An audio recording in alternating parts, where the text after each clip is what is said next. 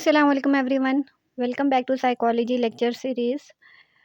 13 chapters complete upload हो चुके हैं जो कि आपको इसी चैनल की प्लेलिस्ट में मिल जाएंगे। 14 चैप्टर सोशल साइकोलॉजी के बारे में है।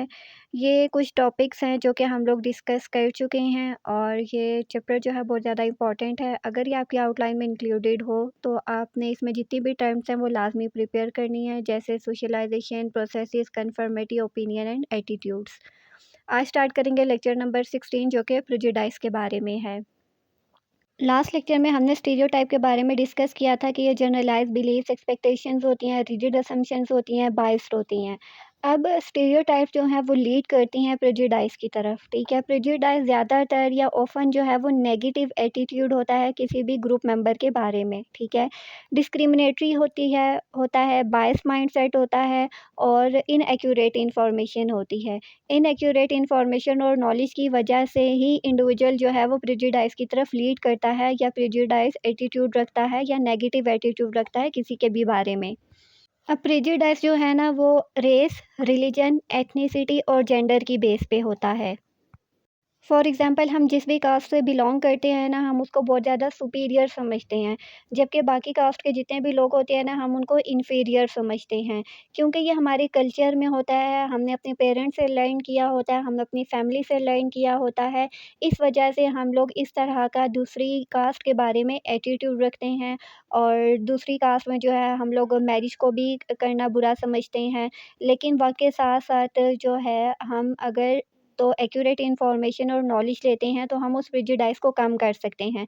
अदरवाइज़ हम भी अपने पेरेंट्स की बातों को फ़ॉलो करते हैं और जो दूसरी कास्ट के लोग जो होते हैं उनको इन्फीरियर ही समझते हैं और ख़ुद की कास्ट को सुपीरियर समझते हैं।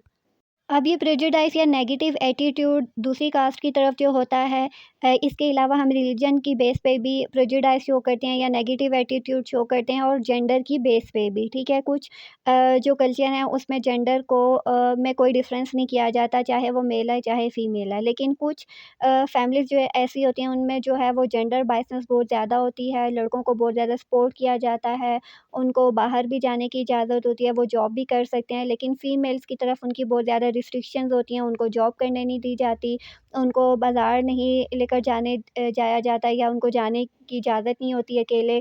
और इस तरह की जितनी भी एक्टिविटीज़ होती हैं, सोशल ग्रुप्स जो हैं या सोशल नेटवर्किंग की भी उनको परमिशन नहीं होती। तो जेंडर की बेस पे, रिलीजन की बेस पे, रेस की बेस पे इस तरह से करके जो है हमारा नेगेटिव एटीट्यूड होता है या प्रेजुडिस होता है, डिस्क्रिमिनेशन होता है या फिर बायस्ड माइंडसेट होता है। अब देखते हैं कि फाउंडेशंस ऑफ प्रेजुडिस क्या है, यानी प्रेजुडिस की तरफ हम लोग जाते ही क्यों हैं, ठीक है। तो सबसे पहले क्या ऑब्जर्वेशनल लर्निंग है, जिस तरह अभी हमने पढ़ा कि हम अपने पेरेंट्स से सीखते हैं या हमारे पेरेंट्स, हमारे एडल्ट्स, हमारे फोर फादर जो है वो हमारे माइंड में जो है कुछ चीज़ें इनकलकेट करते हैं, जिस तरह के ज़ात की बुनियाद पर जो हम प्रेजुडिस शो करते हैं कि ज़ात से बाहर शादी नहीं करनी, दूसरी ज़ात के लोग जो हैं वो इन्फीरियर होते हैं, हम जिस ज़ात से बिलोंग करते हैं वो बहुत ज़्यादा सुपीरियर है। तो ये कहीं न कहीं हम अपने आबा-ओ-अजदाद को देख के ऑब्ज़र्वेशनल लर्निंग करके हम ये सीखते हैं और हम नेगेटिव एटीट्यूड बना लेते हैं। Next one is role of media. Media पे भी जो है ना वो मिस इन्फॉर्मेशन प्रोवाइड की जाती है, स्टीरियोटाइपिंग सिखाई जाती है और जिसकी वजह से लोग जो हैं वो प्रेजुडिस की तरफ लीड कर जाते हैं। फॉर एग्ज़ाम्पल इटालियंस जो हैं उनको माफ़िया समझा जाता है, जूस जो हैं उनको ग्रीडी बैंकर्स कहा जाता है, अफ्रीकन अमेरिकन्स जो हैं उनको लेज़ी समझा जाता है। इस तरह से करके जो दूसरे लोग होते हैं या दूसरे कंट्रीज़ के लोग होते हैं उनके बारे में जो है वो नेगेटिविटी जो है वो स्प्रेड की जाती है, स्टीरियोटाइपिंग की जाती है, प्रेजुडिस क्रिएट किया जाता है। थर्ड वन इज़ एथनोसेंट्रिसिटी, कि जिस भी नेशन से, कल्चर से या ग्रुप से हम बिलोंग करते हैं, हम कहते हैं कि वो ग्रुप जो है वो सुपीरियर है और बाकी जितने भी ग्रुप्स हैं वो इन्फीरियर हैं, ठीक है। तो अपने कल्चर को या अपने ग्रुप को सुपीरियर समझते हुए हमें एक तरह का प्राइड आ जाता है। तो according to social identity theory कि इस ग्रुप का मेंबर बन के ना हमें फ़ख्र महसूस करना चाहिए या हम प्राइड शो करते हैं या फिर हमें लगता है कि इस ग्रुप को जॉइन करके हमारी सेल्फ वर्थ जो है वो ज़्यादा होगी।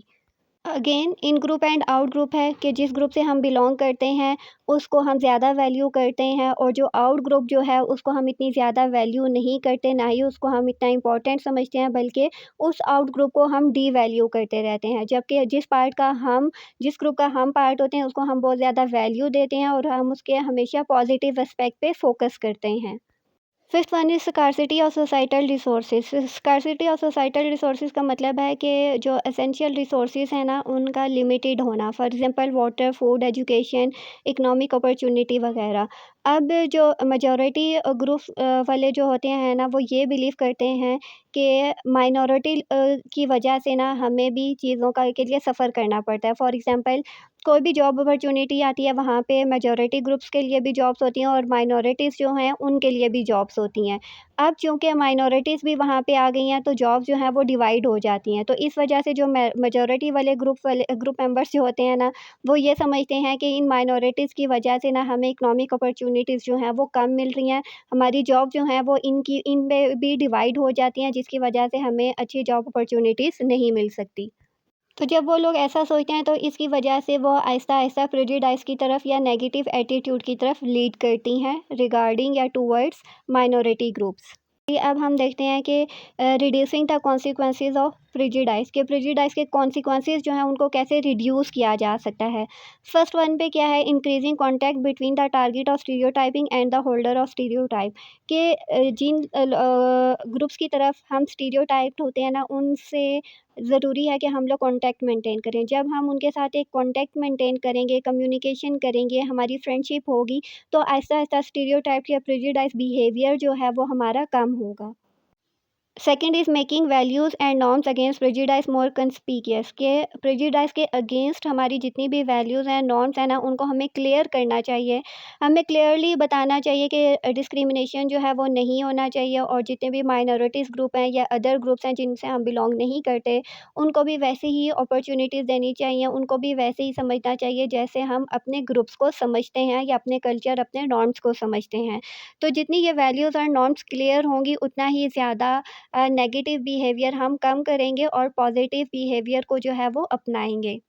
इस तरह की जब हमारे पास इन्फॉर्मेशन होगी, नॉलेज होगा, तो हम स्टीरियोटाइप और प्रेजुडिस बिहेवियर से दूर हो जाएँगे या इसको पॉजिटिव में कन्वर्ट कर सकेंगे। Last one is providing information about the targets of stereotyping. कि हमारे पास जो है ना वो इन्फॉर्मेशन होनी चाहिए कि हमने स्टीरियोटाइप और प्रेजुडिस की तरफ नहीं जाना। जैसे article 25 of constitution of Pakistan क्या एक्सप्लेन करता है, all citizens of Pakistan are equal. ठीक है, सेक्स, जेंडर, रेस या फिर किसी भी किस्म के सोशल स्टेटस की बेस पे किसी भी ग्रुप मेंबर या किसी भी सिटीज़न के दरमियान में कोई भी डिस्क्रिमिनेशन नहीं होगा। यानी आर्टिकल 25 जो है वो इक्वलिटी को एक्सप्लेन करता है या उस पे स्ट्रेस देता है। तो जब इस तरह की हमारे पास इन्फॉर्मेशन होगी, नॉलेज होगा, हम इस चीज़ों के बारे में एजुकेट होंगे, तो ऑटोमेटिकली हमारी नेचर में पॉजिटिव एटीट्यूड आ जाएगा माइनॉरिटीज़ की तरफ। नेक्स्ट वीडियो में इंशाल्लाह हम लोग डिस्कस करेंगे कि स्टीरियोटाइप और प्रेजुडिस में डिफरेंस क्या होता है, क्योंकि ये एक इंपॉर्टेंट टॉपिक है। तो नेक्स्ट वीडियो या नेक्स्ट लेक्चर आपने मिस नहीं करना, उसमें हम डिफरेंसेस को क्लियर करेंगे। अब आपका कोई सवाल हो कमेंट्स में पूछ सकते हैं। नेक्स्ट वीडियो में मिलेंगे। Till then take care. अल्लाह हाफ़िज़।